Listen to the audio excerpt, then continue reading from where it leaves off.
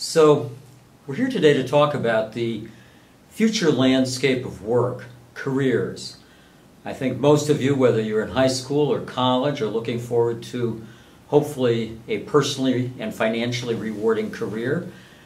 By the same token, you've been hearing about siblings perhaps, or children of parents, friends, and their travails in the current economy, the post-2008 recession, and other factors, and the fact that the real unemployment rate, unemployment rate, is approaching 50% by some accounts. About 22% not employed and maybe another 23% or so underemployed. So what are the causes of this? The future landscape of work is going to dramatically be affected by about 5 factors.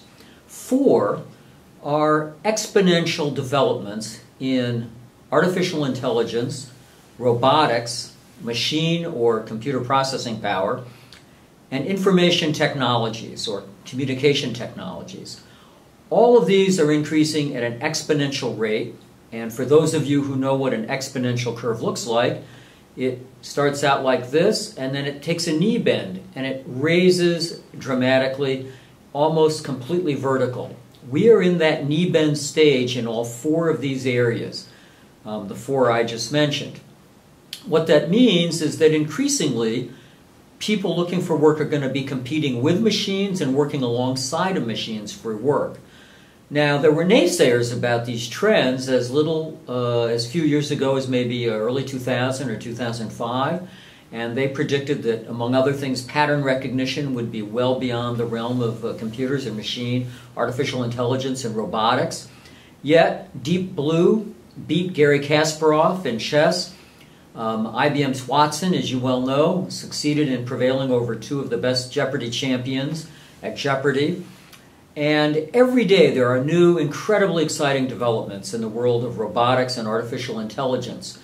Just the other day I learned about a new robot that can make 400 custom-made hamburgers in an hour, slicing the ingredients like tomatoes and onions only upon your custom order, and the burger can be created of all turkey or all ground beef or even bison or combinations of the same. And again, it produces 400 of these and bags them per hour. And it's going to be the basis for innovations in the gourmet fast food hamburger business. So the computer robotic world is here to stay. Along with that, we have a 5th trend, which involves knowledge. Knowledge used to be, in the days of clay tablets and papyrus pens, it used to be only the teacher who could disseminate it. Then we got Gutenberg and the printing press, and it was still available to a relatively few through teachers and through their institutions of learning. As you well know now, you can look it up. You can go to Google, you can go to Wikipedia, you can go to worldwide information databases hosted in the cloud, and you can find almost anything you need to know. So knowledge has become a commodity, and it has become much more important what you can do with the knowledge than simply having the knowledge. Now, having the knowledge is still important. It's critical to know that when they say Russia invaded Georgia, that they're not going to invade South Carolina next. But by the same token, because you can look most of these things up, including having this speech translated into Chinese as I would give it if I were over in Shanghai, it's going to be much more important what you do with that knowledge. This is all confirmed in a fascinating recent book by Ray Kurzweil, How to Create a Mind, The Secret of Human Thoughts Revealed. It was published just in November of 2012. And basically he predicts and makes a convincing argument for the fact that by around 2029, we will have more or less duplicated the human neocortex, the human brain, in software on a computer, and will be able to link into worldwide information databases and have almost instantaneous access and answers to any question. We'll have help formulating the questions, and there's no question we'll be working alongside of machines with this kind of power. So if you're 17 right now, you can think that by the time you're in your mid-30s, you're going to have this kind of capability alongside you. So with this horizon, this landscape of changing work, what is it going to take to succeed? Well, Tony Wagner and others have done a lot of groundbreaking work in terms of interviewing over 600 senior executives at the kinds of enterprises that are driving the economy forward on a global basis, college presidents and so forth. And he's identified really 7 survival skills that will be needed to succeed in the future world of work. The first he calls critical thinking and problem solving. And the important thing to realize about this critical thinking is that it's not so much knowing the answers, it's more formulating the problem and then being able to assess, reflect on, and figure out creative solutions to these complex problems that we're facing, many involving, for example, the environment and our use of resources around the globe. Secondly, it's going to be critical to be able to collaborate across networks and to become a leader by influence, not from the top down, but by what you know and what you can do. So that, for example, these robots that you see playing ping pong behind me and juggling and playing catch with a robot, so that you'll be able to work and use these machines to help formulate the right questions and come up with creative solutions and lead by influence in your organization. Third, agility and adaptability. You're going to have several careers throughout your life.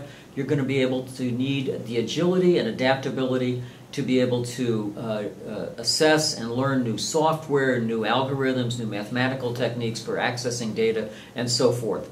Fourth, initiative and entrepreneurship is going to be critical. You're going to need to know how to start a business, what to do in terms of the tax ramifications, how to present a deck to a potential VC funder to get funding, how to communicate effectively and clearly and passionately, authentically. Fourth, and it leads right into it, is effective oral and written communications. One of the biggest complaints of senior executives and college presidents is that people coming to them cannot speak and write clearly and forcefully with their voice, with their passion. And in part it means that they're not thinking clearly. Usually writer's block is preceded by fuzzy thinking. The next effective trait, which is the 6th, is called accessing and analyzing information. And here, mathematical skills are going to be very important for the future. Understanding algorithms, understanding how to form the proper queries, and assess the answers that come out of these significant, huge databases in the cloud. And finally, and perhaps most importantly, you're going to have a lifelong commitment to curiosity. You're going to have to use your imagination. And these are 2 of the traits that are going to be critical in terms of creative solving of problems across disciplines. Now, how are you stacking up in your education as you think about the education you've had in high school or that you're getting in college? One of the things that a lot of thought leaders in this area are concerned about is that our current educational environment is not keeping up with the kinds of learning and environments and skill sets that you're going to need to succeed in your future work. And there's 5 areas that these thought leaders have identified, and I'm curious what you all think about these as I mentioned them in terms of your current education and current schools. The first is that the current schooling is very focused on the individual and how the individual stands out among his or her peers. It'll be more important in the future to collaborate, to work in teams, to devise and produce creative solutions in teamwork across a spectrum of people, maybe using crowdsourcing. The second is current schooling focuses on expertise and the depth of expertise in a particular area. The future is going to require breadth of knowledge and cross-discipline working, the ability to work with disciplines, people who are experts in other areas. Third is current schooling is very risk-adverse. People in high school are afraid to reach out, take courses that might be difficult, similarly in college, because they may not get to the next step. The future worker has to be able to take risks, be accountable for them, but take risks. Failure is actually a word that's not going to be used in the future. It's more going to be called iterations, moving from 1.0 to 2.0 in a software program or a speech or whatever you're working on. Fourth, current schooling is about consuming. It's about learning knowledge, whereas the future worker, it's going to be about what they can do with that knowledge, because the knowledge is going to be easily findable. And finally, current schooling seems to focus on extrinsic motivation. For example, the traditional carrots, you get good grades, you maybe get even money from your parents, whereas the worker of the future is going to need to be motivated by intrinsic motivation. is going to have a commitment to kind of a lifelong process of discernment, reflection, thinking about what is important to them, discovering their passion, and then positioning themselves at the intersection of that passion and technology. Now I want to conclude by talking about some of the schools that are in effect doing kind of research and development in this area, some new efforts around the country. The first three are high schools, secondary schools. One is High Tech High in San Diego. You can Google that. They run about 11 schools out there. And the whole curriculum is focused in significant part around these kinds of 7 survival skills and learning by doing. The second is a secondary school, a private school in Philadelphia. It's called SCH Academy, the former Springside and Chestnut Hill. And they have a new Center for Entrepreneurial Leadership that attempts to inculcate in students many of these skill sets. For example, engineering, the ability to understand and use 3D, Google 3D SketchUp, and then print in 3D, laser cut in 3D. They work with both artists and engineers, kind of combining left and right side traits of the brain. Another school is St. Anne's in Brooklyn, where they have no grades at all, and yet their college acceptances are among the best in the country. Instead of grading, they focus on the individual and projects and kind of a digital portfolio that a child has put together and been able to accomplish through their schoolwork. At the college level, we have another 3 examples. The Olin Engineering College in Massachusetts is focused around doing and teamwork in creating and producing projects. The MIT Media Lab is very famous in terms of its approach with no grades, no structured classes. And similarly, we have a new design center out at Stanford that's focused on design.